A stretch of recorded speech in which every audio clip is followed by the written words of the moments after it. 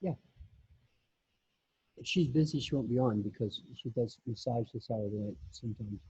It's also the times that she puts her baby boy to bed.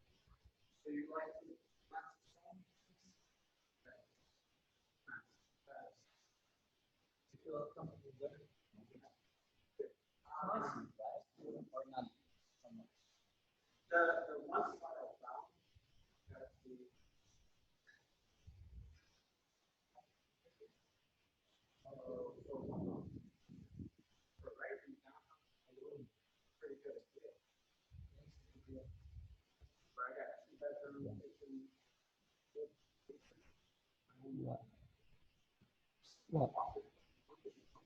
What? What do you mean?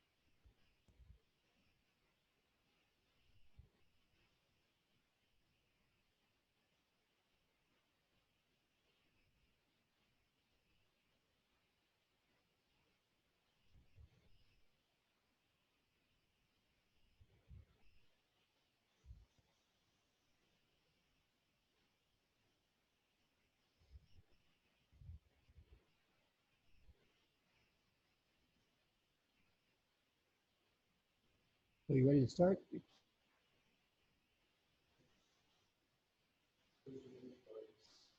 I'm sorry? Okay.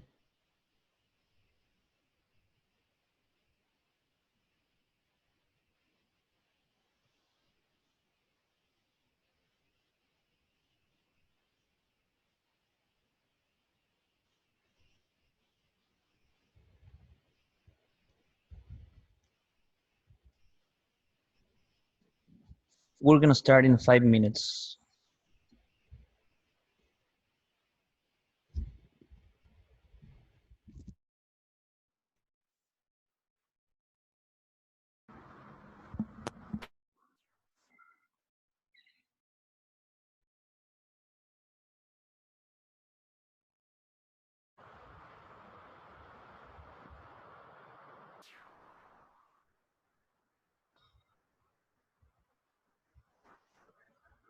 Sorry? Oh, we've had this all along. We've had this all along. Yeah. Yeah, just it was in different places. Do you? And I think Vanessa insisted I have to have this one because I mumble, apparently.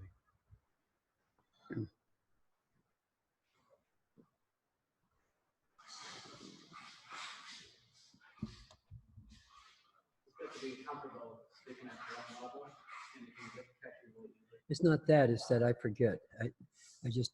I mumble when I'm thinking about things. So it just, it's a lifetime habit of a mumbler. What can I tell you?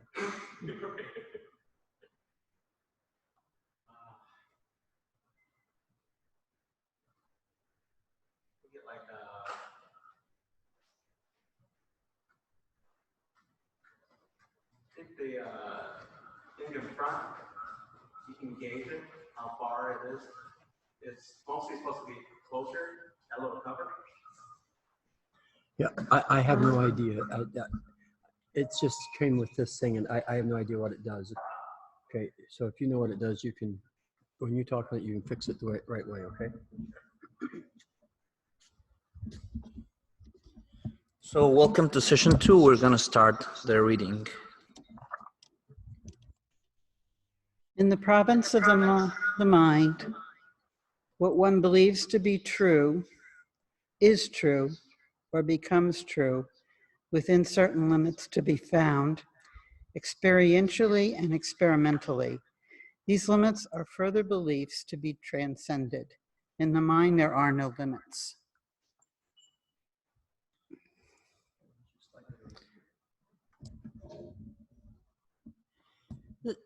This is where Lily begins his conversation about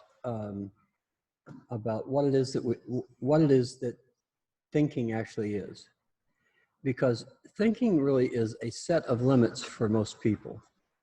And what he's saying is thinking has to revolve around the idea that there are no limits.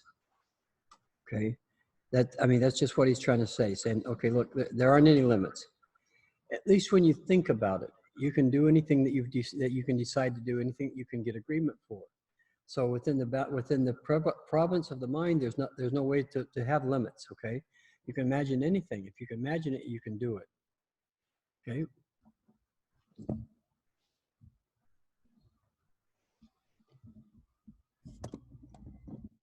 In the province of the mind is the region of one's models, of the alone self, of memory, of the metaprograms.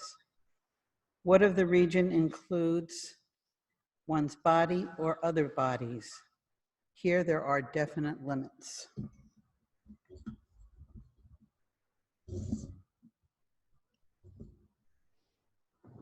I don't think we think very much about the model that we have of ourselves. I just don't think we think about that, because it's what we use to see the world. Okay, it's like our eyes. We don't think about what color they are. We use them to see the world. But the reality is that what we're actually doing is that we're making a model, and we don't really see the model, or if we don't really see the world, we see the model. Vince, you've struggled with that a lot. You've seen just your model of the world as opposed to what's actually there, right? And that whole thing with your dad and so forth, right? You have a model of who you are, what the world is, and so forth. That doesn't really necessarily align with reality because you couldn't do anything about it. You were a kid, right? I mean, there was no way you could do anything about that. So, okay. I mean, you don't need to beat yourself up about it. That's just how it is, okay? But you're like the poster child of someone making a model of the world that they want to see. Did you know that? We're going to take your picture and put, when we do that flyer, we're going to take your picture and put right on the front and say, this guy right here is the guy that makes the model of the entire world. Okay, so just so you know that it's coming. Okay, you're welcome. Thinking of you, Vince. Okay, what else we have over there?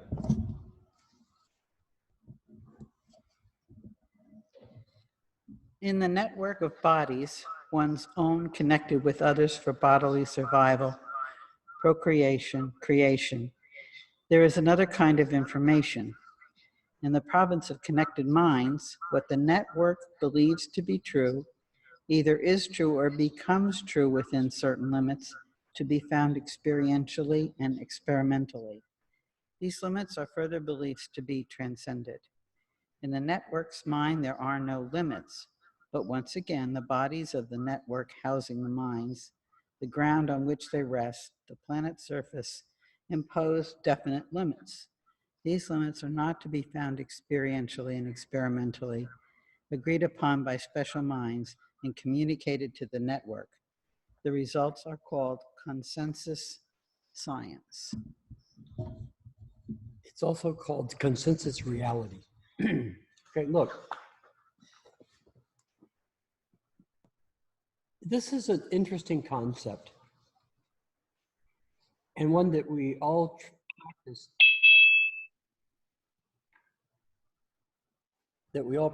but none of us know what the difference it really is, okay? Because what we're talking about, Is this working? it is working. Having Yeah. all kinds of issues.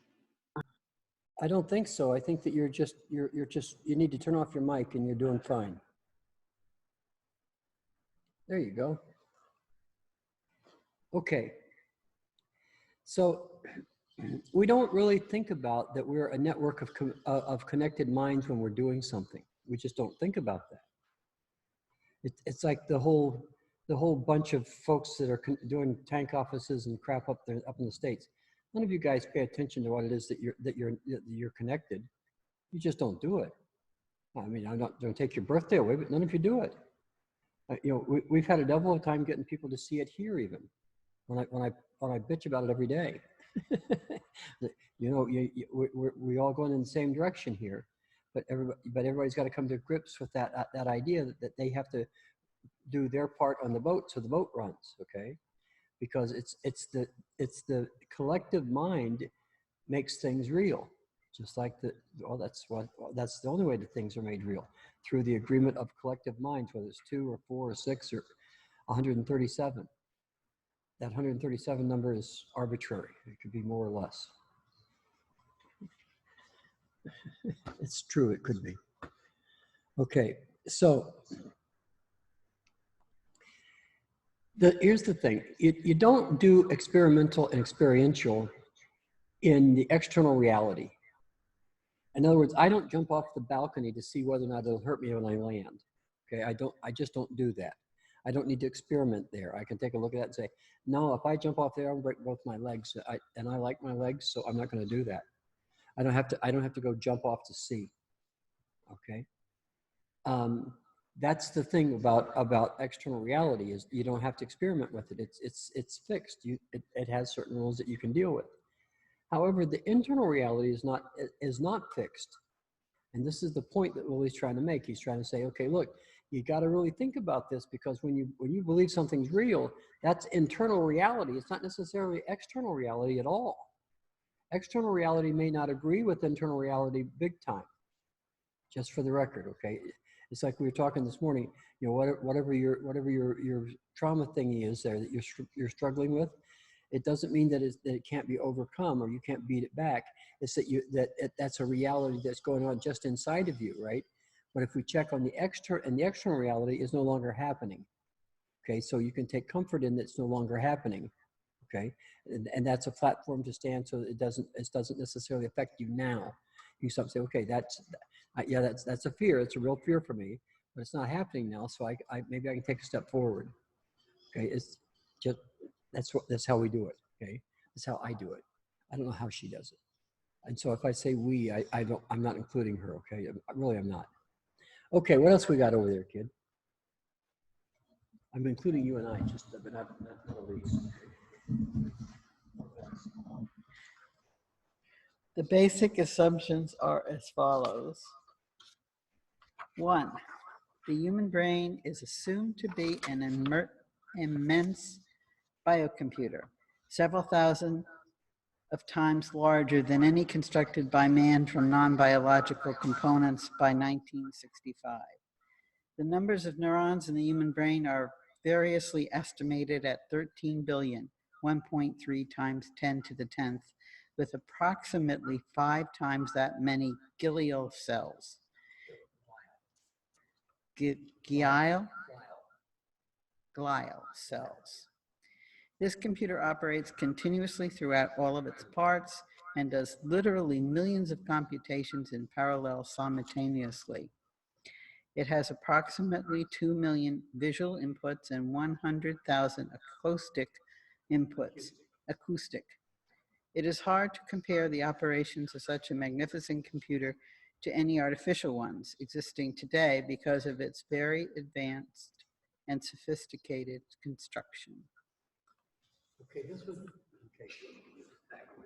this piece was written in about 1965, and so the computers in those days weren't as big as they are now. Okay, in fact, the computer I have in my pocket here is bigger than what you get in 1965. Okay. However, the biocomputer has tricks that regular computers can't do. It's like the biocomputer can do some kind of geometric algebra that allows it to move into 11, 12, 13 dimensions when it's thinking. And it sets up patterns within the neurons and those other dimensions and then goes back to normal. I don't know how that happens. It's not something that I decide to do, but it's something that's observable with people who observe such things. I don't know how they observed it, but they told me that it's written up, it's in a paper, it's been peer reviewed. I'm going to take it as though it's true. How's that? So here's the idea. And this is where we all have trouble. We just do not believe that we have a biocomputer. We don't believe that. We think we have a brain and we think we know how to run it. The fact of the matter is we do not know how to run it because we don't know what it is really. Okay? For instance, if I say metaprogram to those of you who even know what a metaprogram is, you'll think that it's like a program, because this is the definition. You'll say to me, it's a program that controls sets of programs. That's what you'll say, right?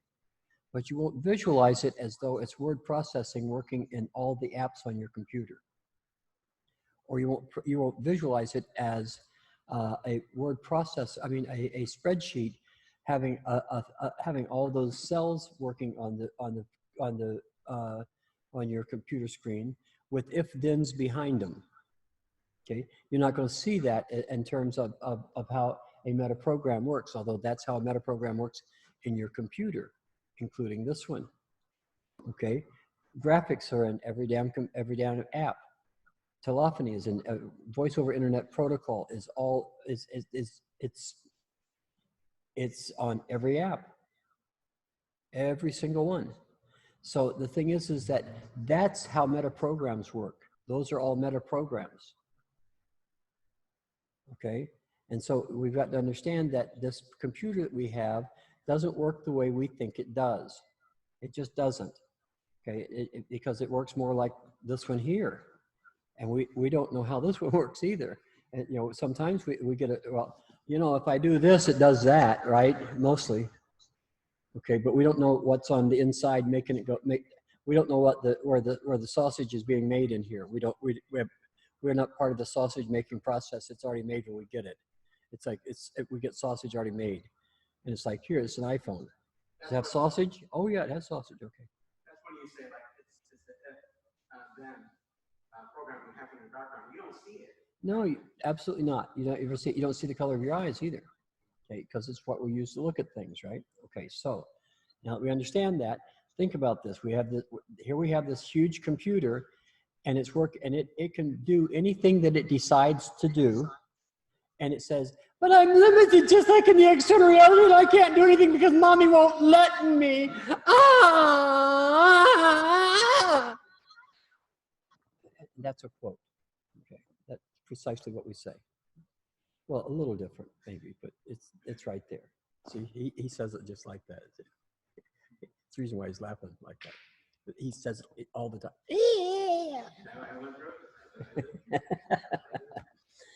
Okay, so that's something that we all have to contend with. We have this huge ass computer that can do anything at all, but we limit it because we can't tell what's external reality and what's internal reality. We can't tell. We forget. We have these awful experiences or these wonderful experiences, whatever you want to call it. Right? We have experiences, and because the experiences become part of us, we have a lot of trouble drawing a line between what's external and what's internal. We just have trouble with it. Okay, not a bad thing or a good thing. It's just we have trouble with it, and so that's what this class is about. Particularly these next two sessions, it's about where we can draw those lines and what we can rely on as lines that stay put. Okay, that aren't moving around all the time. Okay, they're actually they actually stay in the same place all the time. Okay, ready here? Okay.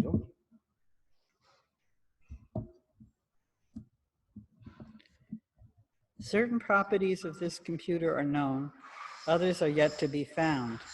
One of these properties, obviously, is a very large memory storage. Another is control over hundreds of thousands of outputs in a coordinated and programmed fashion. Other examples are the storage and evocation of all those complex behaviors and perceptions known as speech, hearing, and language. Some of the more unusual properties of this computer are given further along in this paper.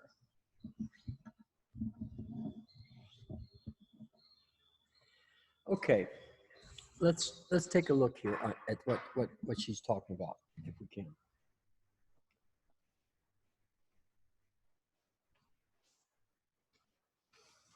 The idea that we can actually talk and listen to words and make sense out of that is nothing less than a miracle.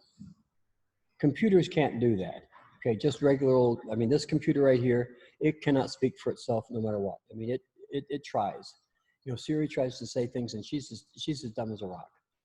I mean, she is. I mean, she's a nice girl, okay? She is. I mean, she tries to be as helpful as she can, but bright she's not. You know, I mean, the only thing she can say is, I found this on the internet. That's it. That's her entire, she can't do anything else. Okay. Now, here's the thing. That computer that we have is really huge. Okay. But we put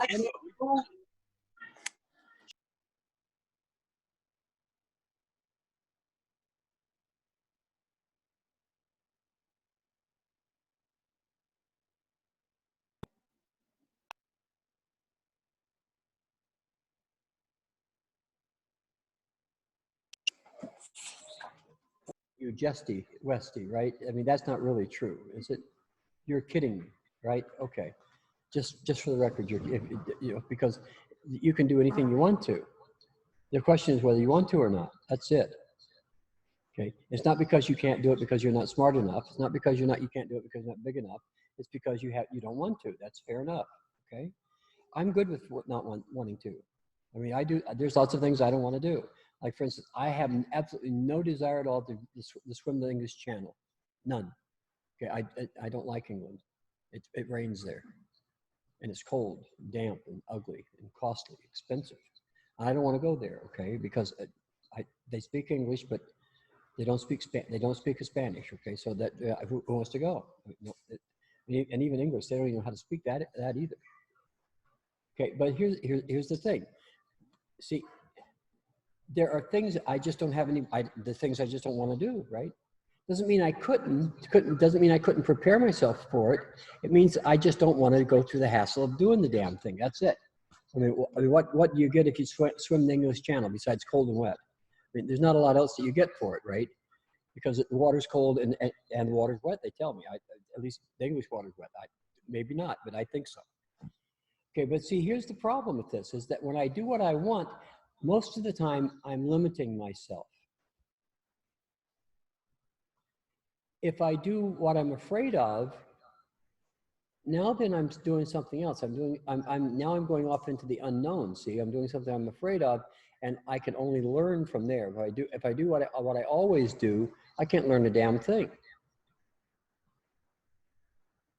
Because I'm doing the same thing over and over and over. It's like Bill Murray in Groundhog's Day. I mean, the good news is that he got the girl. You know, if you keep doing the dumb thing, you don't get nothing. So we have to understand that we have this huge computer. It does all kinds of neat tricks, but you have to believe that it can do it. If you're going to tell yourself that you can't do it because your computer's not big enough, I think you're kind of missing the point of having one of those computer things. Okay, what else we got over there, Elise?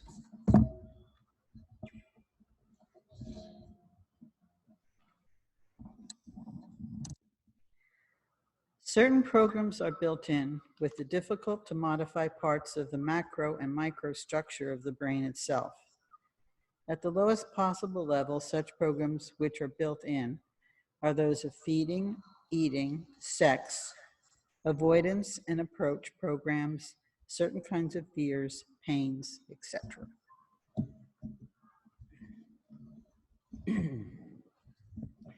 A long time ago, I was considering about Eastern, particularly Indian yogas, and I was reading about them as to what they did and the way they did it and so forth. And I started reading about this particular yoga that could take a rope and pass it up his butt and into his intestine and clean out his intestine with the rope. And I thought, what in the name of God would anybody want to do that for? And why would you spend years learning how to do it? I mean, really, okay, so you can do that. I'm impressed, okay? Another guy rolls everywhere. Like he made a trip of 200 miles by rolling. Did he forget he had legs? And no, he didn't. He thought he was being holy. The only thing that ended up being holy was his clothes. It couldn't hold on. It couldn't hold out very well. So that's somebody that's modifying a very difficult to modify program. Okay, that's what that is. A very difficult to modify program. There are other programs that are like that are in the hardwiring of the body and the brain itself. Okay, we can't change those. Like for instance. Everybody says, oh, I'm not going to be angry. I'm not going to be afraid. So what are you doing? What do you mean? So they freeze, see? All three of those are threat responses. Fighting, like being angry, that's fighting. Flee is to run away, right? To say, oh, I don't want to talk to you. And freeze is to what? Is to, like a rabbit, freeze right there and say, oh, I don't want to die. Please, I'll stop. I'll be good. I will. Okay. All those are different. You can't get rid of those. They're hardwired into the brain. The problem is what you blame them on. See, I mean, that's a problem. In other words, let's say that, for instance, let's say that I've decided when I was a little bitty child that kittens were frightening, you know, like baby cats. And I said, oh my God, it's a baby cat. Get it away from me. I can't handle it. Get it away. Well, how stupid could I be? That baby cat can't do a damn thing except say, meow, meow, meow, meow. And so I can either pick the cat up or I can throw it over the balcony or something, but you know, it's not going to hurt me.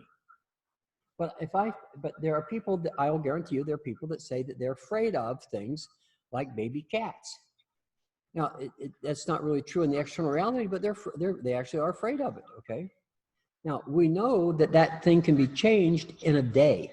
In fact, it can be changed in an hour. there's a lady in Holland who's a psychologist, and what she does is she works with people with phobias. And she has a video out about people that come in saying, spiders, I'm scared of spiders. It's the worst thing, spiders. Oh, spiders. And so what she does is she gets a big ass old tarantula and she puts it in a little terrarium, and she opens the doors on it. She brings the spider phobe in, and she says, here, go there and get as close as you can to touch it. They go, we can't touch it. Oh, we can't. It's going to eat me. And then she gives them a pill. It's a Jenny knows what pill it is. It's a blood pressure medicine that what it does is it stops the fear chemical being transmitted from one neuron to the other. It just blocks that. That's what it does. Okay, that's how it holds the blood pressure down too. It doesn't allow the stresses. Okay, so they give him a pill, and the next day the guy comes back and she says, okay, how about touching the terrarium? And the guy goes over, he touches the terrarium, and in about 5 minutes he's got the damn tarantula in his hand, saying, how in the fuck is this going on? What's happening here? It's my buddy. Okay, now we know that happens. We've seen the video, right? You can see the video yourself, but here's the point: that phobia is actually changed or stopped from one day to the next. That is not a permanent program. It's a very ephemeral program. But yet these people will not let go of it for years and years and years at a time. They just won't. What was the word you used to describe the change? Ephemeral. It's ephemeral is like something you can't quite grab. Okay, it's like it's like a hologram or something. It's ephemeral. You can't. It's there, but you can't grab hold of it. Okay. So we all have these experiences where we do those things. Okay, we do. That doesn't mean it make good or bad. It's just that we have those experiences. So the point that I'm trying to get you to see is this: is that there are programs that are really difficult to change that people change, like somebody reverse shitting a rope. I mean, the fuck is that? I mean, why would you do that? Okay, who thought of that? And why did you spend years learning how to do it? Don't you have something better to do with your time? I mean, really. Get away from me! Get away from me with your shitty rope. I don't want anything to do with you. Okay, but here's the thing: if you can do that, then changing a fear about kitty cats is really quite simple. Okay, and that's what we're trying to get you to see: is that can be done really quick, like a bunny. Feet. Excuse me. That's all my French right there. Okay, what else we got over there, Elise?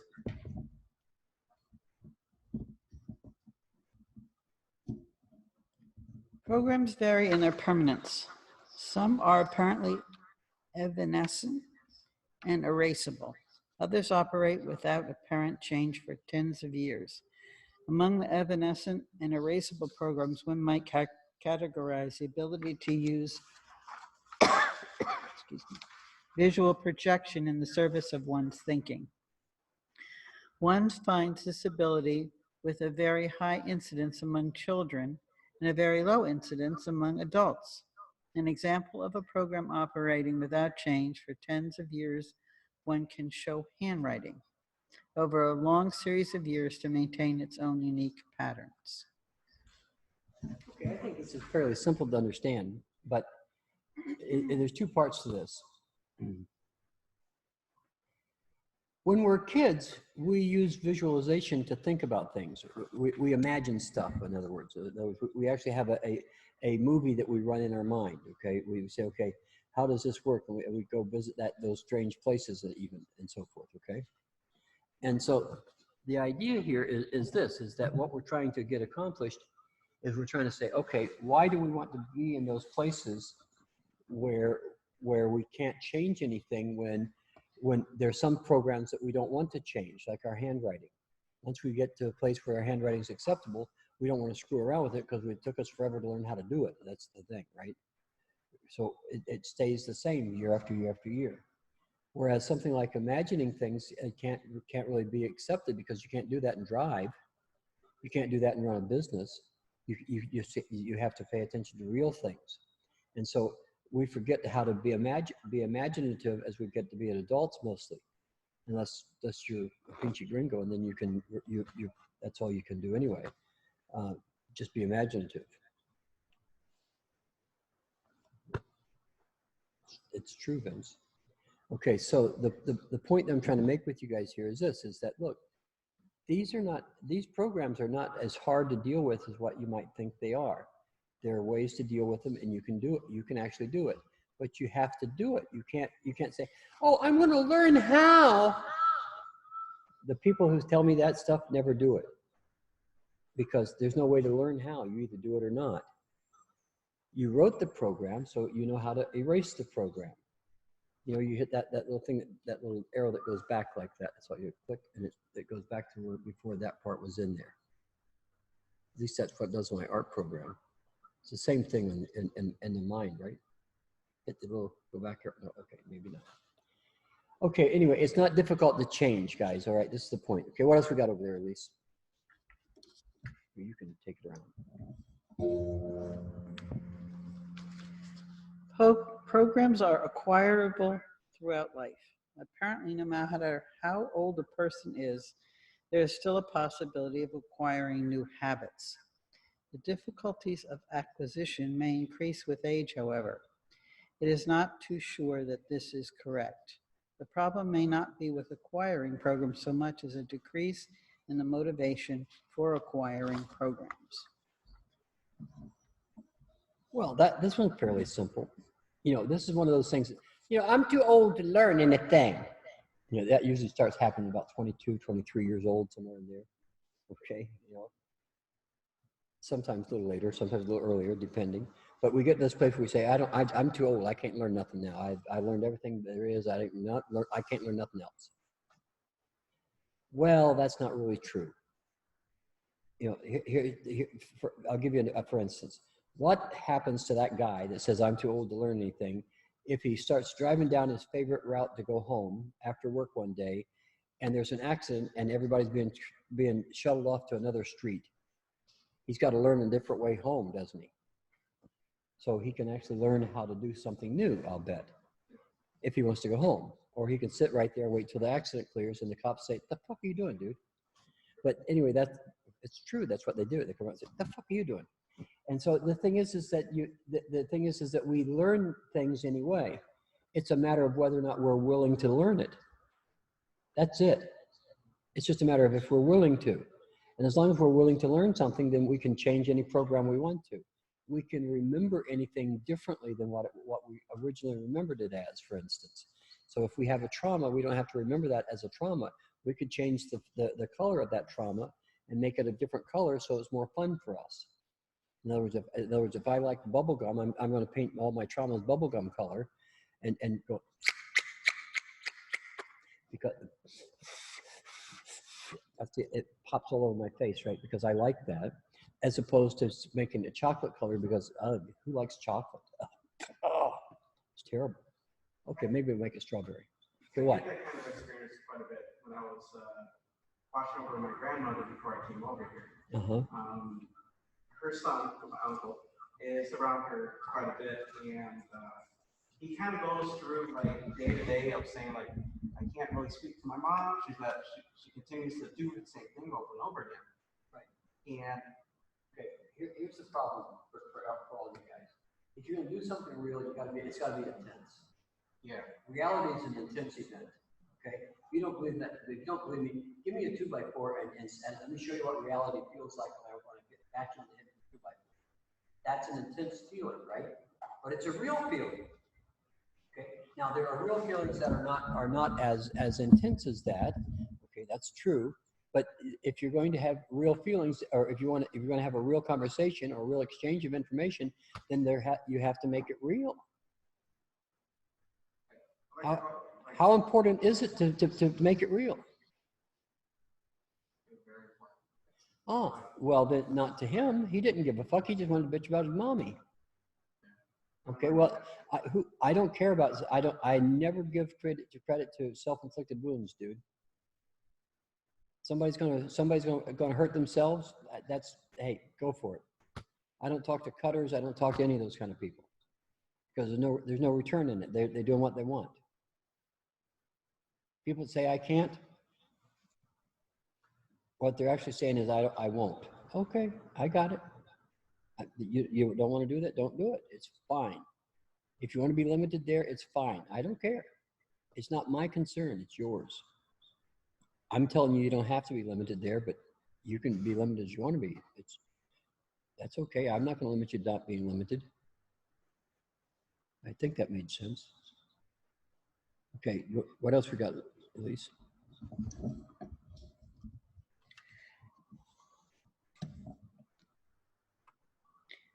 The young, newly growing computer acquires programs as its structure expands. Some of these take on the appearance of built-in permanence. An example of such acquisitions of programs in a child is in the pronunciation of words. Once it agrees with those of the parents, the pronunciation is very difficult to change later. There is really no great motivation for the child to change a particular pronunciation when it is satisfactory to those who listen. I think that all of us know some kid that went to school with us that said something stupid all the time because mom and dad let him do it. Okay, I mean, he talked baby talk until he got to school, and when he started talking baby talking to school, all the kids in the school said, "Oh, you're a baby," and I mean, kids do that, right? And so that's when the kids started to say things right because nobody in school would accept it. Mom and dad and the family would, but nobody in school did. That we changed things for that, right? Because that's an intense feeling where people said, "What, you can't talk right? Are you stupid?" We don't want the people to say that to us, right? Well, no, I'm not stupid. And yeah, I can talk right, so there. So, that's what we say. Okay, that's something that we all do. We all have these things that we learn, including how we think.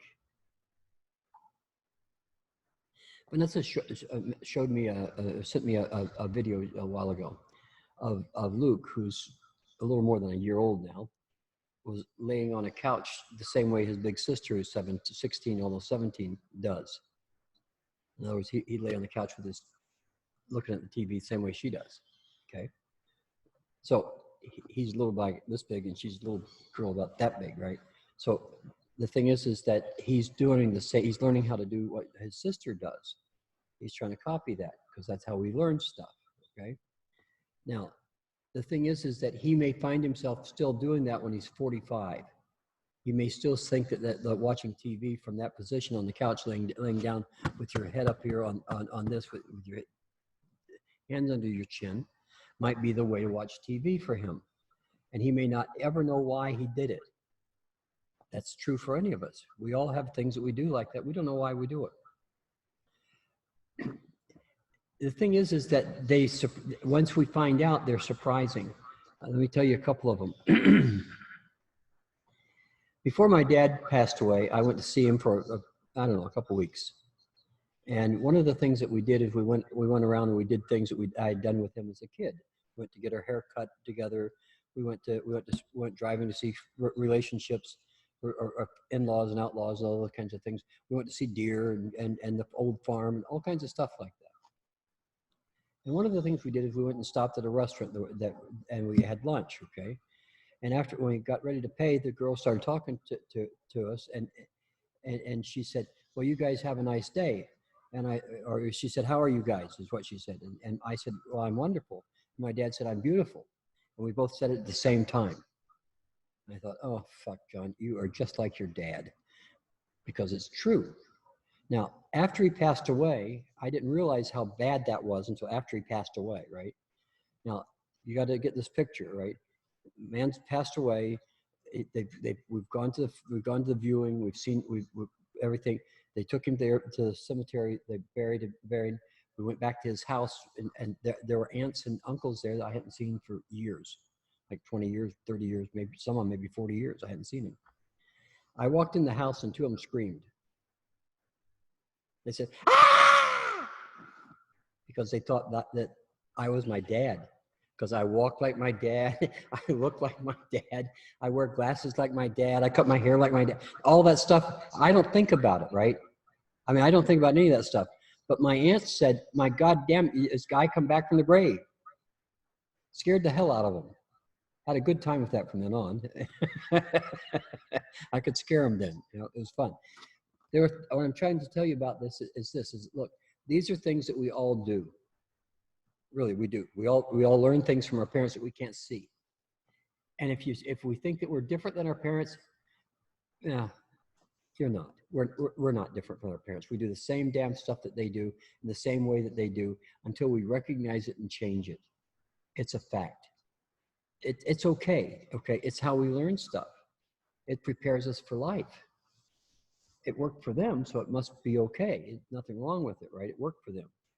They had a nice life. They had us. It wasn't too bad.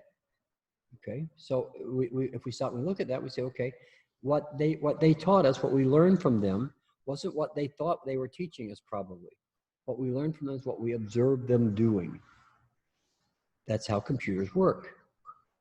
Okay, so in a young growing computer, we don't think about what we're telling that kid. We don't do it.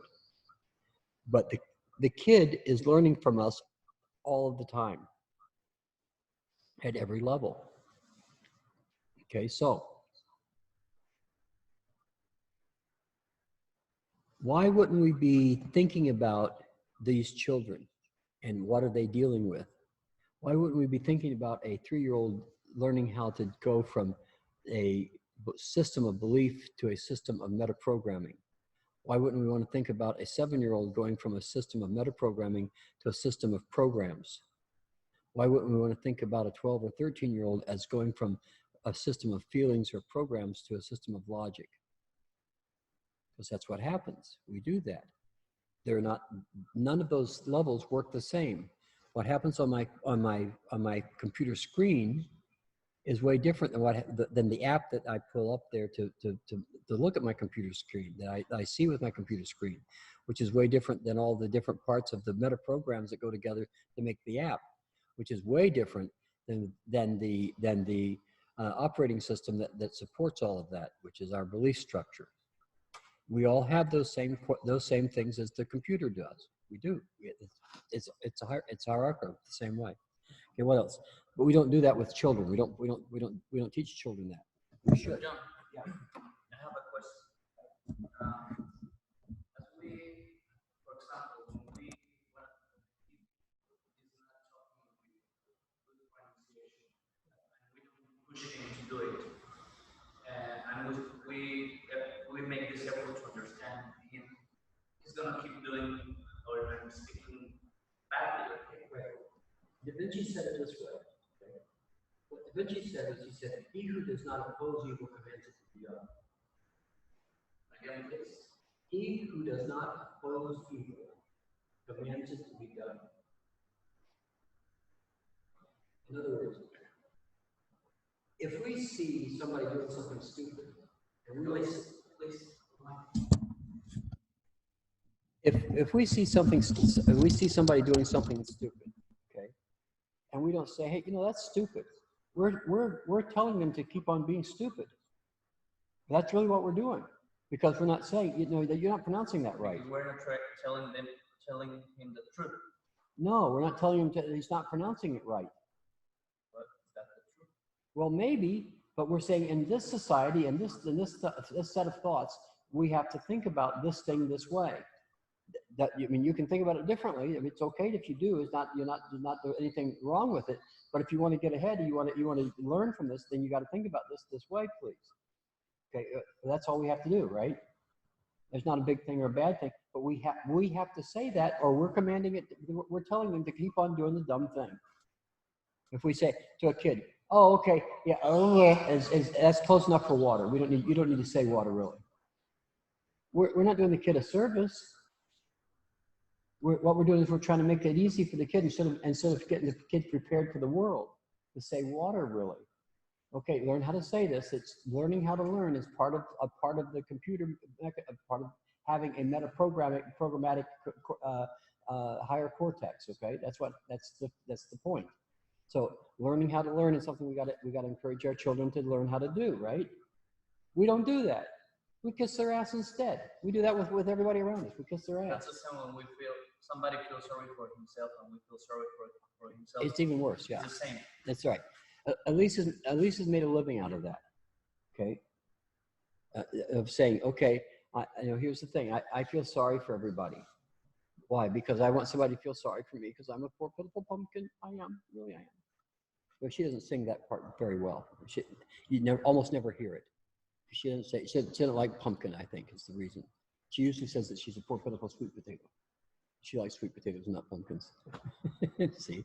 So that's why I'm not opposing that meta program. We are consenting to that. You're not consenting to it. You're telling them to do it, dude. Consent is one thing. Ordering somebody to do it is a different thing. And that's what it's doing when you don't stop it and say, this is real. It's like your buddy that's talking to your grandma there, your uncle. You're not saying, hey, if you're going to talk to your grandma, talk to her, why don't you say what's on your fucking mind instead of going around Robin Hood's barn and playing games with it? Why don't you be honest with your mom, huh? Or are you trying to tell her how to live her life, you stupid bastard? See, that's really what you want to say, right? Okay, but you didn't say that. What you said is, oh, I'm too little to talk to him because he's my uncle. And that I better leave that alone for my grandmother to say it for me. So you agreed with him, or in other words, you ordered him to continue to do it. Cool. You don't think about it that way. I understand. I'm not telling you you're a bad guy. Don't misunderstand. But that's a fact. That's what we do. Okay. I mean, we all do that shit all the time, right? We agree with people that do dumb things, and then they do them, and we say, well, why are they doing dumb things? Well, because you dummy, you're telling them to do it. That's why you don't. But if I tell them, they're going to get all mad. Of course, they're going to get mad because it's really frustrating for them.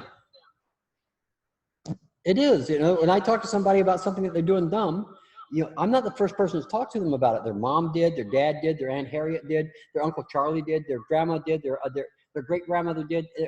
People who are dead in the family talk to them about it. They came back from the dead and said, hey, this is a fuck up that you're doing. Everybody that they know and don't know to come back and talk to them about that thing, right? But I'm going to say, no, you know what? I think you're right. What a dumb fuck I am, huh? I'm agreeing with that poor bastard to fuck himself.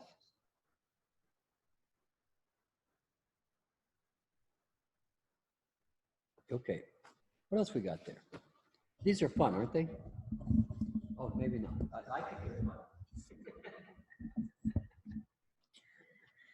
Some of the programs of the young growing computer are in the inherited genetic code. How these become active and to what extent is known only in a few biochemical behavioral cases at variance with the expectable and usual patterns of development. The so-called mongoloid phenomenon is inherited and develops at definite times in the individual's life. There are several other interesting clinical entities which appear to be genetically determined. To elicit the full potential of the young growing computer requires special environments to avoid negative anti-growth kinds of programs being inserted in the young computer early.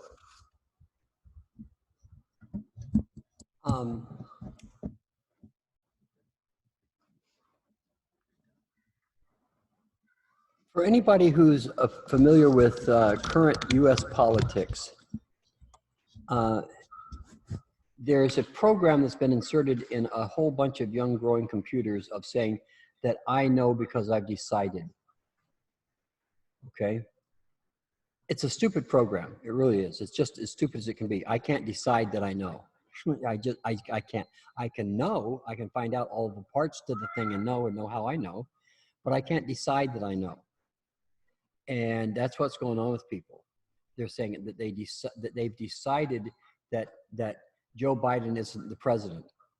They've decided that COVID injection isn't safe. They don't know that. They've just decided that. the good news is that those people are at a great risk of dying. So they'll probably weed themselves out.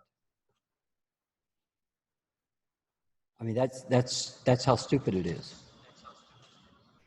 I mean, we have a political party in the United States right now who's insisting that they have to, that if you're going to be a member of that political party, you have to support a lie. What in the fuck is wrong with that person? If you don't oppose evil, you're commanding it to be done. So there are certain things that we can't change. For instance, somebody who has Down syndrome, for instance, okay? If you ever know a kid that has Down syndrome, you're never going to meet a kinder or more gentle kid in your life. They're going to be happy. Nothing really bothers them for very long.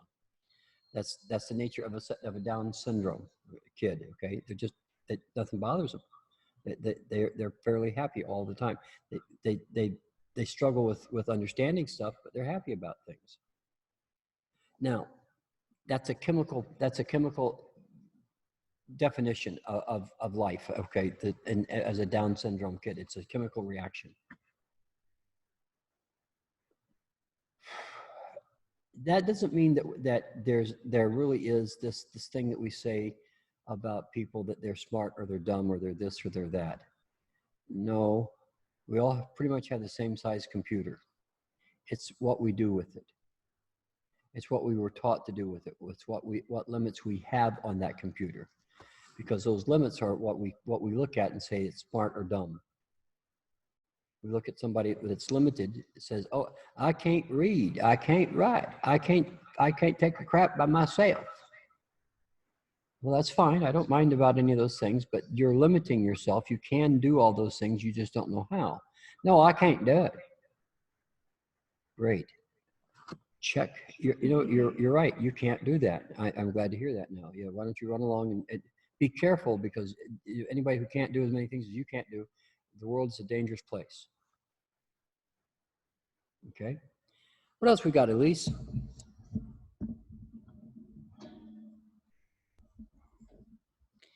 The inherited genetic programs place the upper and lower bounds on the total real performance and on the potential performance of the computer at each instant of its lifespan.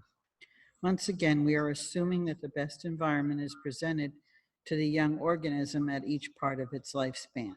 It is not meant to imply that such an environment currently is being achieved. This basic assumption seems highly probable, but would be very difficult to test. Lily's making a suggestion here that the reality is that because of our limits, because we insist that we have limits, whether or not we have them actually, but because we insist that we have limits, we prevent ourselves from ever being as much as we actually can be. We just limit ourselves from being ever realizing our potentials. Now, here's the thing.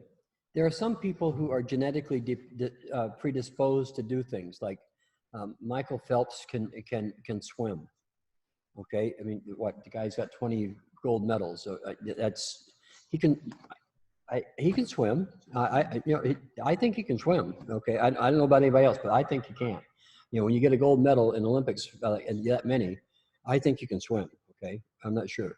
I think that little Beals girl can do gymnastics. She's not very big, but boy, she can go around and around and up and down, and she doesn't lose her balance. I mean, she's something. She is. That's why she gets those 10s. Now, genetically, she's predisposed to doing those things, apparently. Okay. Now, if I try to do those things, everybody say, get your fat gringo ass off of the damn floor and go away, because you embarrass us, is what happens. Okay. I can't do those things because I'm not that size. I don't have those skills. However, I can do something that they can't do, and that's I can talk about programming. And that's something I learned how to do. I'm really good at that because I work at it really hard. If you're going to learn about it, you're going to have to work at it kind of hard, because that's what it's required to learn it. Okay. Now, the point that Lily's trying to make here is this: is he said, look, We don't really take care of our environment at any point in our life. What we do is we sell ourselves short. We limit ourselves. For instance, for those of you who spend time here in this house, the house itself opens up boundaries for you, boundaries that you've had before you don't have when you live here in this house. You just don't have them, okay? Because in this house, it's just as likely to have a band playing as to have a class going on, or to have an argument going on, or having a peace pipe being smoked for everybody to get along again, okay? In this house, you can have all kinds of desserts, all kinds of main courses. You can eat vegan, you can eat whatever you fucking want. It's okay in here. Because in this house, you have to think about things differently. That's not true in every house in Vallarta. And a lot of houses in Vallarta, because it's so damn cramped and everything, nobody can think about anything at all for themselves because they're all on top of each other. Now, that doesn't necessarily mean it's a good thing or a bad thing, but their environment, the environment of that house is different than the environment of this house. Just think about that for a second. In a family, what are the limits that the family imposes on a child? There are limits that the family imposes on a kid. There are. You have to think about what those are. You have to think about whether or not they're things that you want to overcome or not. That's the reason why you want to think about it, because there's nothing good or bad about it. It's just a matter of, does that work for you? That's all. When we get old enough, we don't have to carry mom and dad's programming around forever, even though I do it. Obviously, my aunts all screamed at me about it. It's so bad for me. But it's still, I mean, I don't have to if I only knew what the hell they were, right? But I never knew that I looked like my dad that much. I didn't know I walked like him. I didn't know I'd scare my aunts when I walked in the house. I just didn't know. Now that I know, I have a good time with it. But I call them up and say, "Hey, guess who this is? This is your brother.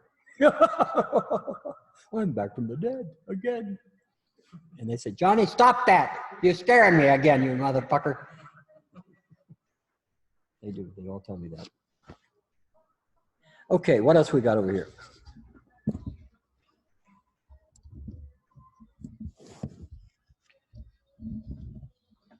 The major problems of the research, which are of interest to the author, center on the erasability, modifiability, and creatability of programs. In other words, I'm interested in the process of finding metaprograms and methods and substances which control, change, and create the basic metaprograms of the human computer. It is not known whether one can really erase any program. Conflicting schools of thought go from the extremes that one stores everything within the computer and never erases it, to only the important aspects and functions are stored in the computer, and hence there is no problem of erasing. Modifications of already existing programs can be done with more or less success. The creation of new programs is a difficult assignment. How can one recognize a new program once it is created? This new program may merely be a variation on already stored programs. Okay, Lily talks. Lily has spent his entire life on this particular idea, and he ran into some strange fish. I got to tell you. Later on, we'll talk about this more. But for instance, when he was in the Bahamas, and he had the dolphins, they had a big dolphin pool with a window in the pool. Okay, and so there would be visiting firemen, times so scientists that would come to observe the dolphins, right? And when they come to observe the dolphins, they would act as though that the dolphins wouldn't know that they're there. And they forgot that in the dolphins world, the dolphins don't look at things visually. They look at things with sonar. And so a glass pane doesn't really stop what a dolphin can see. They're used to looking right through shit like that, like water. You know, it's not there. And so the dolphins would be observing these scientists, even though the scientists didn't think that they were being observed. And so the dolphins would fuck with the scientists because they're smarter than the scientists are, because the dolphins knew that the scientists weren't. It went round and round and round. Okay. Now here's my point with this. Look, we all do that. We all think that we're invisible. Really, we do. We don't think anybody can see what we're really about. That's the reason why we have all of our private things we can't tell anybody. That's private. Don't ask me about that because that's private. If it's so damn private, why do you have it stitched on your sleeve? Why is it that your face says that every time I ask you this question? Why is it your body English says that this thing is true? Because you don't see any of that. That's what you look with, not what you look at. So you don't see how you react. So that private thing you think you don't have, do you think nobody can see? Well, I'm sorry, that's what the only thing anybody's looking at, because you keep trying to hide that, and they say, what the fuck are you trying to hide that for? Everybody does that. Really, it's true. You can't hide it. Okay, here, let me check to see. How many of you guys know? I'm gonna ask about a girl, because girls are easier to see here than guys are most of the time. How many of you know a girl that acts like she's a school marm, that says, "Oh no, I don't have boobies, I don't have an ass"? There are there are girls that do that, right? Okay, and then there are other girls that you know, it's like you can't get around, you can't get past their boobies or their ass because they're sticking them out in front of you all the damn time. Look, I got boobies and I got an ass. Okay, that's nice. I'm glad you have both of those. It makes you a girl. You're right. That part's good. But why are you telling me that? Now think about that. Why is that person saying it? Why are those two people so diametrically different in how they present themselves? One's saying that they have no privacy, or that their sexuality is private, and the other one's saying their sexuality is something they're kind of into. They don't want it to be private. They want it to be rather public knowledge, as it were. Okay, that they're available, at least. Okay, some of them are more highly available than other ones, but that's the deal. So the idea is to look at that and say, okay, well, why are they doing that? Because that's where the communication is in what they do. Okay, so the problem that we have is, first of all, is recognizing the program. Okay, that's the first problem. We can't change anything we don't know that exists. Okay, and then to know what it exists, we got to know where it started. Now, what we have found out since Lily wrote this, if we can find out where a program started, we can find out what started the program, what was the event that started it, we can remember that event differently. Okay, just like the people with the spiders. Okay, they can remember it differently, so it doesn't affect them the same way tomorrow. And so we can change our memories about things just like that over and over and over until we remember it in a way that it doesn't scare us anymore. We can do that. Okay, that's something we can all do. Now, the thing is that there are some programs that are more difficult to change than other ones. That's what we were talking about before.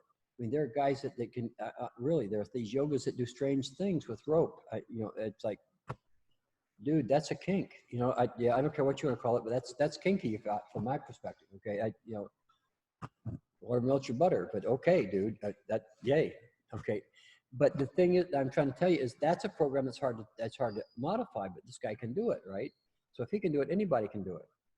If you're into it that much, if you're, you know, whatever your kink is, you can go for it. But the point here is this: is that you can modify programs. That one's fairly simple. We can all do that. We all do that. And what we do with the memory is we modify the memory. We don't change it. We don't erase it. The memory's still there. It's just we painted a different color so it doesn't scare us anymore. That's all we do with a memory like that. Okay, the memory's still there. It still works. It still helps us out. We're not denying it. We don't say it didn't happen. We are saying it happened, actually. But we're saying, you know, the thing is that when I was that age, that was painted dark orange or something. Okay, and now I can made it bunny rabbit pink. You know, because now it's an easier thing to deal with because I'm bigger and older and smarter now, hopefully. Okay, at least bigger and older. The smarter part, who knows? But I don't think there's a limit to the smartness anyway. I think it's just a matter of how much you use your brain. Now, the thing that we're trying to say here is that, look, in reality, what we're doing is we're building a series of Wheatstone bridges. Do you know what those are? Do you know what a Wheatstone bridge is? If I know, okay, you should know what this is, but okay. In an electrical circuit, a Wheatstone bridge is this. Okay, you have a circuit. Okay, you Go, okay, you got electricity or electrons flowing from here to there, okay, like that. Boom.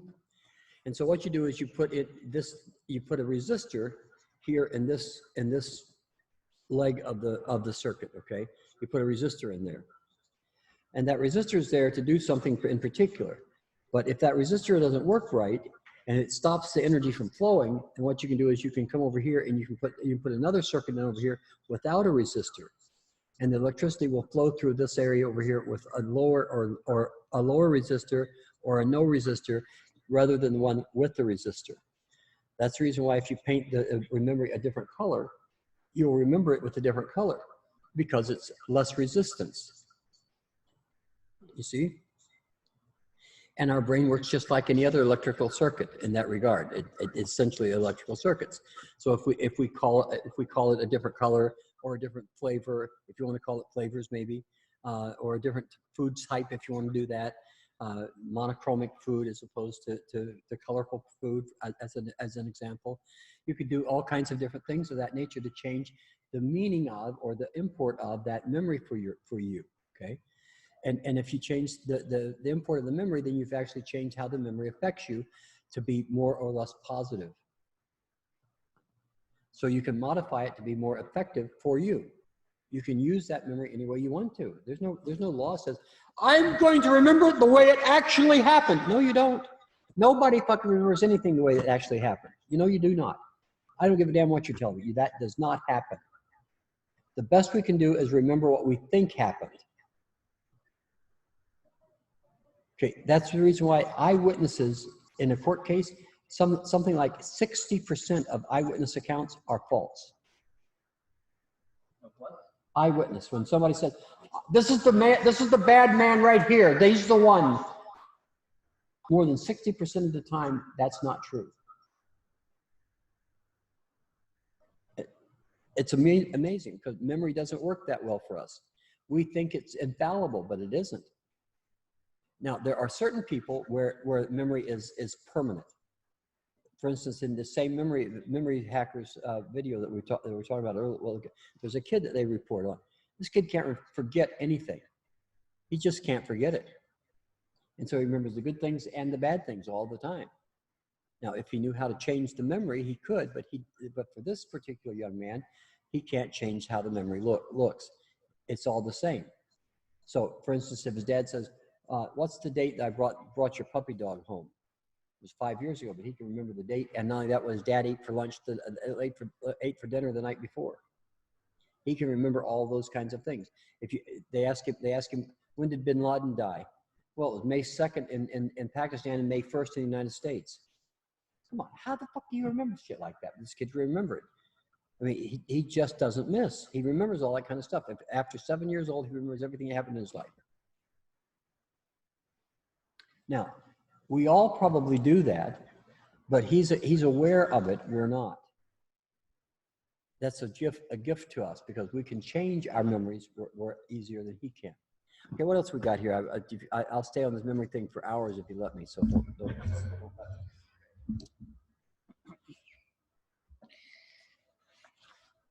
To date, some of the meta programs are unsatisfactory. Educational methods for the very young, for example. It is doubtful if any meta program is fully satisfactory to the inquiring mind. Some are assumed to be provisionally satisfactory for current heuristic reasons. To keep an open mind and at the same time a firm enough belief in certain essential meta programs is not easy.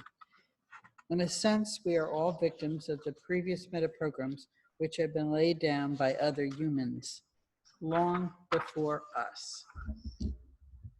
Well, this is true, but here's the goodie about this one. We are all dealing with meta programs that were laid down by other people. That's right, like language. The language that we speak, this language I'm speaking to you right now, has its origin in something that's called a Proto-Indo-European language. Okay, and it may even have an origin that's even further back than that. Okay, but these thoughts were originally set in the meta programs of that language. okay? And so what we're doing is that we're learning how to express these thoughts in that metaprogrammatic language and the metaprograms of that language. And so English has a lot of technical terms that allows us to do that. But you know what? The words I use in English are exactly the same words I use in Spanish. They're pronounced differently, but it's the same set of words because it's referring to the same set of things. Fair enough? Okay, so what we're trying to say here is this, is that, look, even though we all speak languages, doesn't mean that we can't do things like get away from the dichotomy. That we can't forego the dichotomy of up and down, and left and right, and male and female. Those are not real dichotomies. There aren't any of those to begin with. Those are comparative ideas, and we don't deal with them that way. We deal with them as absolute equal opposites. Okay. In other words, men and women are not opposite. You know, they may oppose each other, but they're not opposite. Okay. They can in other words, they can fight, but that doesn't mean that they're opposites. Okay, that's a real thing. Okay, so we have to in language we have to remember that language doesn't really point at the thing. It points. It doesn't. It's not the thing itself. So when we say, "Oh, you're bad," really, as opposed to good, you mean, or as opposed to you don't like it, as opposed to that you got pissed off because I did something you didn't want me to do. Does that make me bad? What is the bad part here?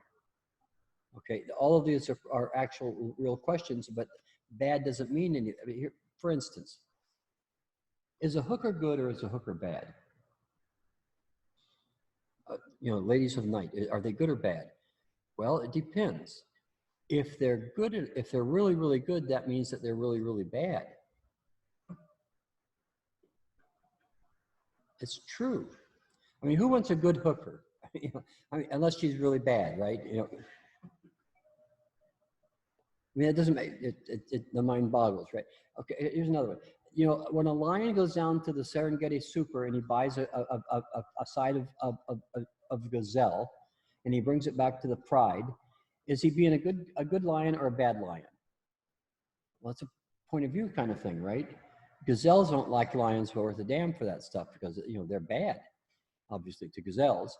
But to the pride, hey, Poppy! Oh, you coming home with the bacon again. Look at that. Baby needs some new shoes and you gonna bring it to me. Look at this. That's what's going on for the lions, right? But for the gazelles, they're saying, oh, fuck, here comes the lion again. Everybody run. Harry, you know, I told you had to run, Bubba. You didn't. Okay, Harry, next time through, maybe you learn to run, okay? Harry just didn't run very fast and eats lion food, is what it is. So that happens to Harry. Harry the gazelle. You know him? Okay, probably not. All right, so anyway, that's we have to pay attention to these things. Okay, Elise, what else we got over there?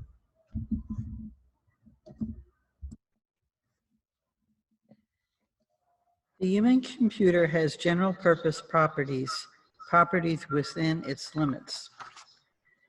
The definition of general purpose implies the ability to attack problems that differ not only in quantitative degree of complexity, but also that differ qualitatively in the levels of abstraction in the content dealt with.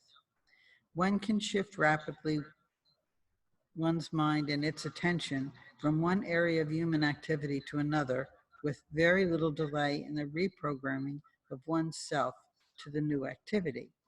The broader the front of such pre-programming, the more general purpose the computer is. The ability to move from the inter-human business world to the laboratory world of the scientist would be an example of a fairly general purpose computer. Well, all of you are general purpose computers. We all are, okay? Because we can all do that. The thing is that we forget that we're general purpose. We just forget about it. We don't register that general purposeness for ourselves. And the reason why we don't is because we don't understand that we're general purpose computers. That just goes right over our head. We don't get it. But here's the reality here. We all can move from one area of endeavor to another area of endeavor, okay? sometimes we can do it really well and sometimes we can't. It's like when I try to play guitar, I can kind of play it, but yeah, I'm not a guitarist. I can kind of pick it up and strum it and do things, but I'm not a guitar player really. Okay, not with hymns like that. Okay, I did not. It's just we're not talking delicate here at all. However, if you want me to plant a plant, I can tell you how to do that. I can better than that. I can show you. I can take a plant out of a pot and put it in my hand and plant it in the ground, and the plant will never know. Okay, the plant will say, what happened? If I tell you to do it, you'll have the plant on the ground, or you'll lose all the dirt, all kinds of stuff, because you don't know how to don't know how to do that. Okay, you could learn, but you don't know how at this point. Okay, now it doesn't mean that you're a bad person or a dumb person. It means that because your general purpose, you can learn. Because your general purpose, you can figure it out. Because your general purpose, you can talk about it. You can communicate information, and I can communicate information that will help you get that done, actually. But not unless that you understand actually that you can believe in other people, that you're part of a network of minds. If you can't understand that part, that you're part of a network of minds, you're going to have trouble learning. It's just a fact. Okay, what else do we have in here? No, that's I think it's really pretty self-explanatory. We're general purpose computers. We can go from one endeavor to another pretty quickly. It doesn't take us days. Really, it doesn't. I'm going to move to over there. Well, it doesn't take forever to move to over there. Just take your shit and go over there and keep living. That's the only thing you're going to do anyway. We're general purpose computers. We can do that. Okay, we don't have limits there. Here you go. The human computer has stored program properties. A stored program is a set of instructions which are placed in the memory storage system of the computer and which control the computer when orders are given for that program to be activated. The activator can either be another system within the same computer or someone or some situation outside of the computer. Okay. This one's a sneaky one. We all have programs that we stored away. Okay, all of us do. Okay, that's how programs work to begin with. We put them in the memory, as it were. Okay, we put them in our memory banks.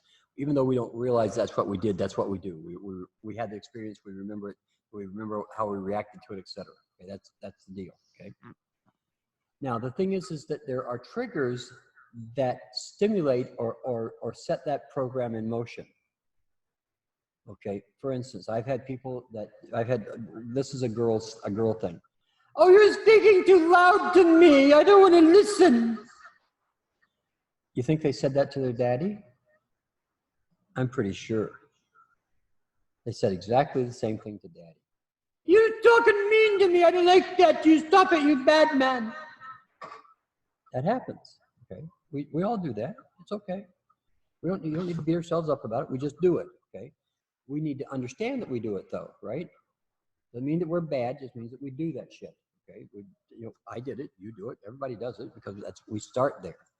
But that's one of those programs we were trying to modify, right? And so the thing is that because we have these stored programs in us, all kinds of things can trigger them. And most of the time when they trigger it, we have no idea that they're running until after the fact. That's especially true about fears and angers and so forth. Okay, have you ever heard this statement? You just pissed me off.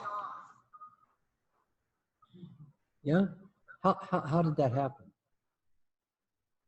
How was it that I pissed you off? What did I do that elicited your pissed offness? You mean that pissed offness doesn't belong to you? You didn't go from where you were to that pissed offness as a general purpose computer changing your really? Wow, that's what it looks like to me. It looks like the general purpose, like you move from being happy to being pissed off because you just decided to do that. Nobody can make you mad. You're the only one that can make you mad. No one can control you. You're the one that can control you. If somebody else is controlling you, go, you poor thing. You don't have a mind of your own, huh? Gee, that's terrible. You can't control yourself. Oh, wow. You don't really have, you're a special case, I guess, huh? You don't have a computer that works. That's terrible. You poor baby. You want to come sit on my lap and I'll hug you and so forth so you feel better. Okay, you have to remember that just because somebody's a trigger doesn't mean that they're doing that to you. Okay? Somebody can trigger a program. Somebody can trigger a whole meta program's run, but they're not doing it to you. They simply are at the right place at the wrong damn time, because they're going to get blamed for whatever you got in your head. You don't blame them for it. That's it. You know, lucky you, because you there at the wrong time. That's great. Okay, we all do these things, guys. Really, we do. That's how the computer works. That's the reason why it's in here, so we can see that we do it and do something about it. We don't have to behave that way. We can choose. Fair enough? It's for example, when I work with Maritza, and she commanded me, well, I hear like she's commanding me something, but maybe she's just telling me something. But I really listening to my mom that is telling me something, so I reacted. But it's not about Maritza, it's about my programming with woman. It's about you and mom. Yeah, mom. Yeah, that's a program, right? Well, it's probably a meta program. It's a program. Yeah. It's good.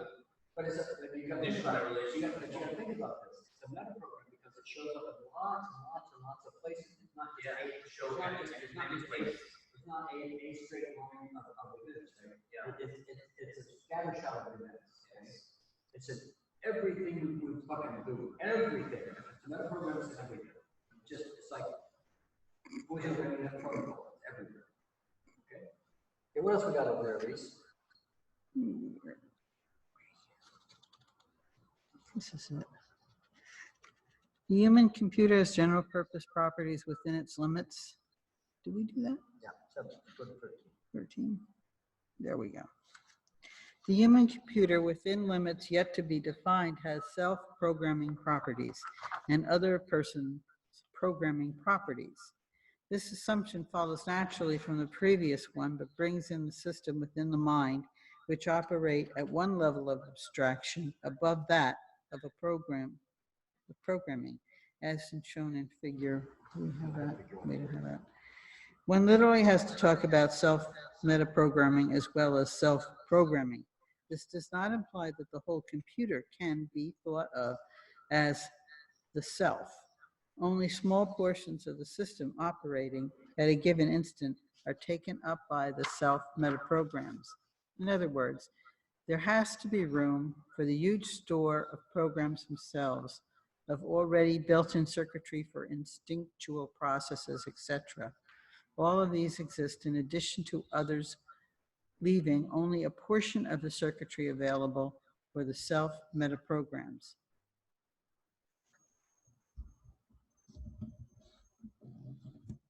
When I first started to think about this, I had just purchased a TRM, I think, Radio Shack computer, and it had 999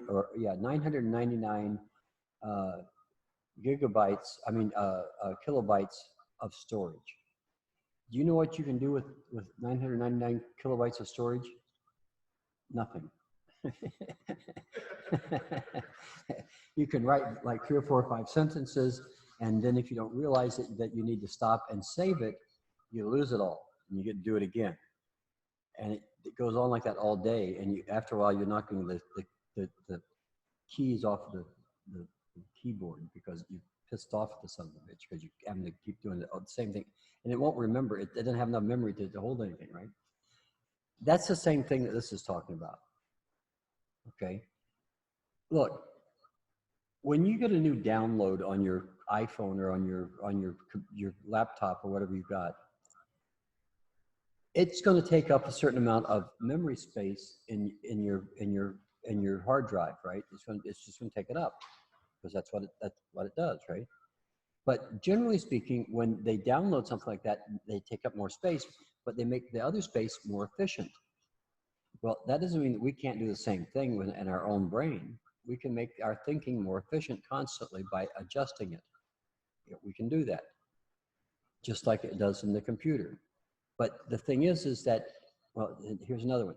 In your phone, have you ever gotten to a place where you had so many photos and film or whatever, and visual aids in your phone that you can't open it, you can't do anything with it, and the only way you can do it is to throw away some of those precious memories that you have? Well, put it in the frickin' iCloud, would you? You don't have to keep it in your phone, but that's what we do, right? We overload the phone with music and stuff like that, videos and so forth, and then the phone doesn't work. We wonder why it doesn't work, so we buy a bigger memory phone so we can keep all that stuff that we don't keep there anyway. But we do all that stuff, right? That's the same thing that happens in our own brains. Okay, what we try to do is we try to get other people to hold our thoughts for us. And here's how it works. Get ready? Okay. Elise, what do you think? You think I'm big enough to go do whatever, ABC? See, I'm asking her permission instead of having to figure out what's best for me, right? Am I too lazy, or am I just flat shooting myself in the foot now? I'm really shooting myself in the foot because I'm asking her to think for me. You think that can take place? Not any more than she can go take a leak for me. She can't go to the bathroom for me either. Okay, she just can't do that. I'm the only one who can think for me. Now, I don't know about you guys, but I have to be aware of that. However, even though that's true, I have to also be aware that if I agree with other people, I'm commanding me to do that stupid stuff.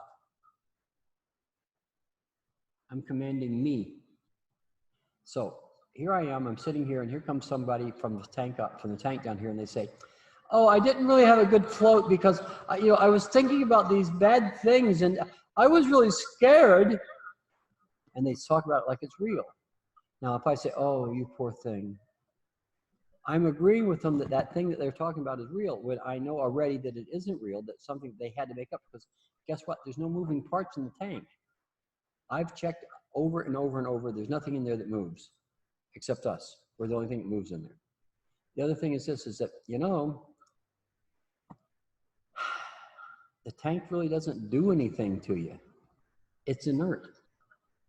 So whatever you're remembering is your memory. And so if you're having a bad time in the tank, are you have a bad time all the time? Well, yes, I do. I don't know why. I know why, because you're a negative fucker. That's why. Is that a good thing or a bad thing? I don't care whether it's a good thing or a bad thing. What I care about is that I don't program me with that. That I say, no, I can't agree with that. Because otherwise I'm going to command that person and me to be that dumb. To do that dumb thing. I don't want to do that. So I have to be aware that people have the ability to program me just like I have the ability to program somebody else. Now, I need to be careful about that when I'm programming somebody else so that I don't leave any tracks to begin with, and that they actually agree with what I'm trying to program them with so that it works for them. Because I can't really write that program. They have to. I can help them with it. I can guide them for it. I can say look, there's a hole in your bucket and you can't buy any beer on account of that. But that's about all I can do, you see. I can't really get down and change it for them. I can point at it for them. Now, the thing is if they accept it, then I have successfully programmed them. Now, if somebody comes out of the tank and they're talking to me about how bad their mommy was, and I say, oh yeah, my mommy was bad too. Boy, misery loves company, isn't it? Boy, I tell you what, we're off to the races now, because we're both going to fuck each other. I mean, not literally, but we're going to be fucked, okay? Because we're both agreeing with the same stupid shit. We do that all day long, all the time, because we don't want to upset the apple cart. We want them to like us. They might not like us. We tell them the truth. But now we call that empathy sometimes. No, that is not empathy. I know. That is not empathy. You can call it George if you want to. It's not that either. What it actually is it's stupidity. Because we're not paying attention that we're programming ourselves. Okay, that's the problem with it, right? Okay, so it doesn't mean that we're good or bad. It means that we're programming ourselves and we're agreeing with somebody else that to program us that way. Now, we do that all of the time. Okay, we do. Because we don't want to upset the apple cart. We don't want them to feel bad. We don't want to say this nasty thing. What if they don't love us We want anymore? them to accept us. We want them to love us. We want them to say that we're okay. We want them to accept, more than accept us. They're not just acceptance. We want them to kiss our asses and look what's there. We want it all. We want it all, right? That's what we want. And there's nothing wrong with wanting it. But the thing is that be careful what you want because you're liable to get it. Okay? And getting this particular one isn't a good idea. It's kind of dangerous, actually. It can cost you years and years and years and years because this is what happens, is that one side of the brain is saying, okay, I got this information. The other side of the brain is saying no. And both sides of the brains are saying, chokedy, chokedy, chokedy. They're crashing against each other. We call that a breakdown. And when we have a breakdown, what happens, like I was telling you, is that it takes until we can figure out how to integrate what this side of the brain is telling this side, what this side is telling this side, we're going to continue to have the breakdown. And sometimes we have to shut all the way down and pick it all back up again. Now, that's particularly true with people in the tank office. And the reason why it's particularly true is because they don't pay attention to this concept. They try to agree with everybody that comes out of the tank so that everybody comes out of the tank feels good. Ooh, that hurts. That's just going to fuck with them. Because if they're doing that, then they're agreeing with that person's fantasy. Because nothing happened in the tank. The only thing that happened in the tank was their memory. There ain't nothing else there.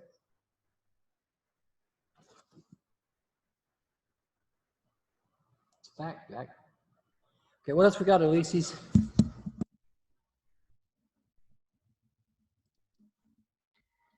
This computer has self-metaprogramming properties. You did that? Oh, okay, I guess not. Okay. With limits determinable and to be determined.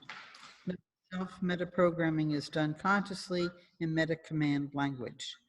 The resulting programming then starts and continues below the threshold of awareness. Similarly, each computer has a certain level of ability in metaprogramming others, not self. I think I covered that programming others, not self thing there. Okay, now here's the good news here on this one. This is the important part. Where did that go? Put that back on there, Luca, so I can read it. The other way. Got to go down a little bit to the last one, to 14. The other down. 14.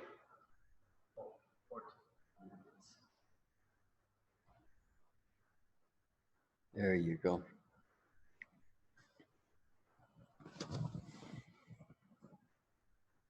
It says metaprogramming is done consciously. In other words, when you write a metaprogram, you do so with full awareness, okay?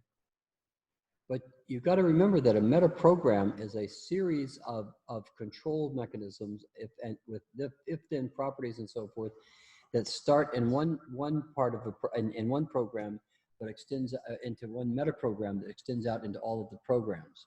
And there are several of those, many of those sometimes that extend out like that.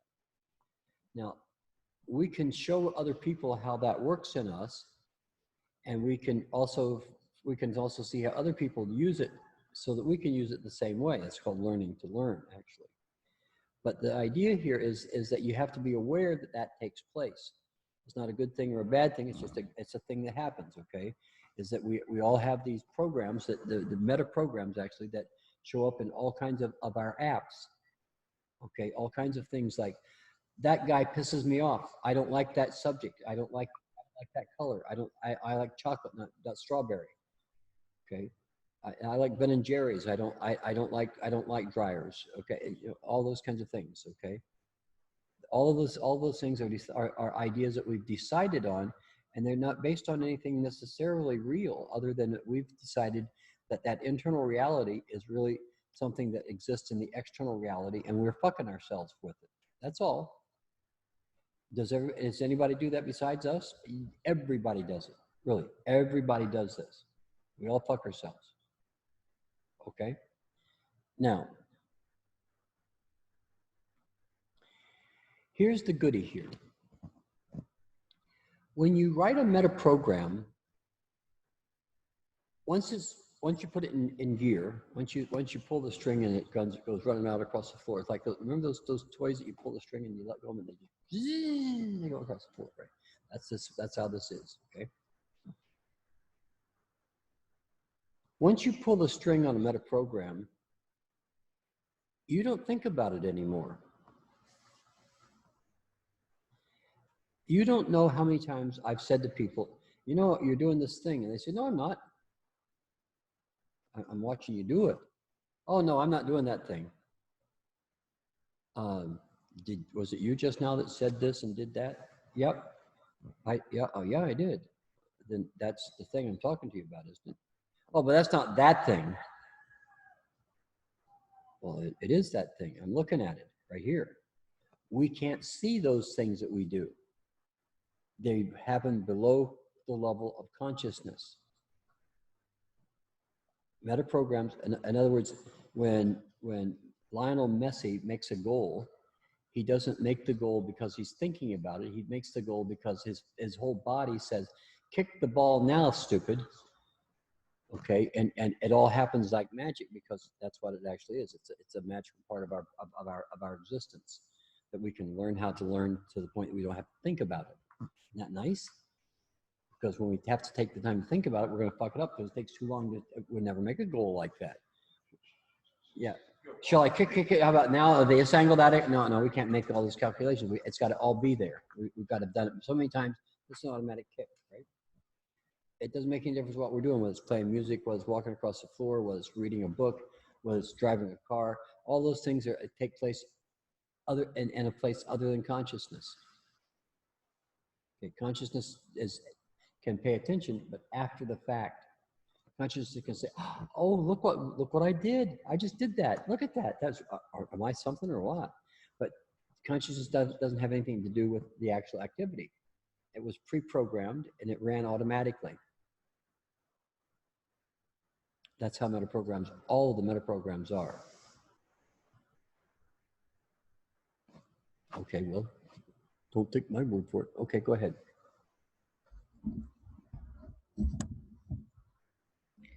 The older class.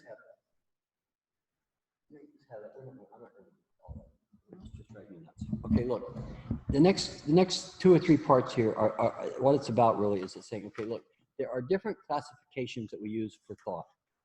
We can say things like that it's psychological. We can say things like it's good, it's bad. We can say things like it's religious, it's secular, it's artistic. There's all kinds of descriptions that we can use for thought. Okay, none of them are accurate.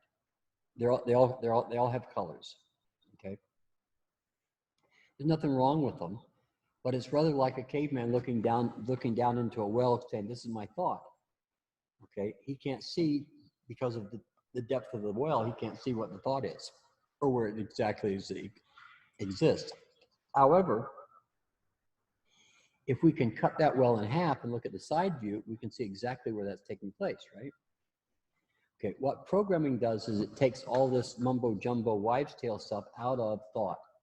It just takes it away from it. It doesn't take it away. It doesn't take away this mumbo jumbo. The mumbo jumbo is fine. We don't mind that it's there, but we can say, okay, that mumbo jumbo fits over the idea of programming.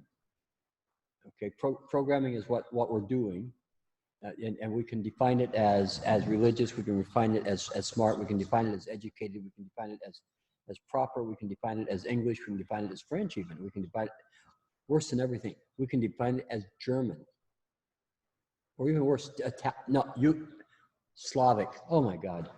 Or Russian. Fuck! We could call it Russian. No, there's a fuck with it. Worse than that. Well, Mexican, not too bad, but Russian. Oh man, that's terrible. But see, those are all flavors, right? And this is the thing. We can divide thought up into all kinds of ways. We can. But the bottom line is that underneath it all, no matter what we call it, there's what we're describing is our particular kind of programming. our particular slant on programming, whether it's Freudian, whether it's Skinnerist, whether it's Billy Graham. It doesn't make any difference what your thought process description is or who your hero is. It's all being divided up into an artificial way that works only for that group of people. Whereas with programming, it works for anything and everything. Okay, we just have to learn how to apply it. That's all.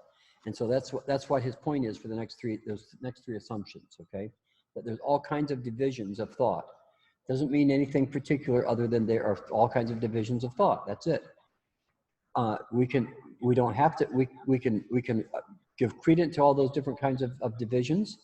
Okay, but we can also learn from them and say, okay, all of those things really are talking about programming. We can go to there too.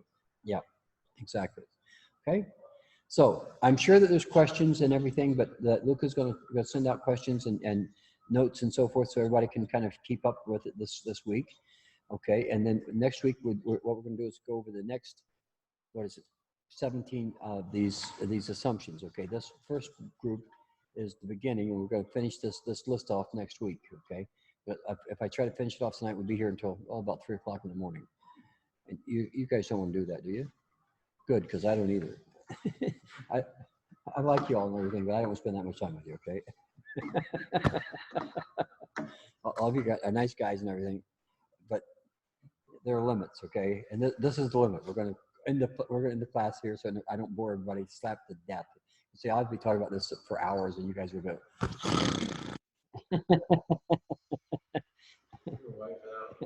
Right. Okay. Thank you all. Thank you for coming, you guys, on the call here. I don't know who all's on. I guess Carmen is, and maybe Vanessa was. I don't know if she still is. Angela, Bianca, and Danny. Cool. So all you guys that are on, I'm glad you're there. I hope that this was helpful for you, and we'll see you next Tuesday. How's that? All right. Thank you for having us. See you next week. Well, you're quite welcome, and it's not a matter of having you. It's a matter that you did this for yourselves. That's the point, isn't it? You wrote a program.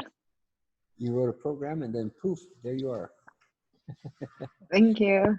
Okay. See you guys later then. Bye.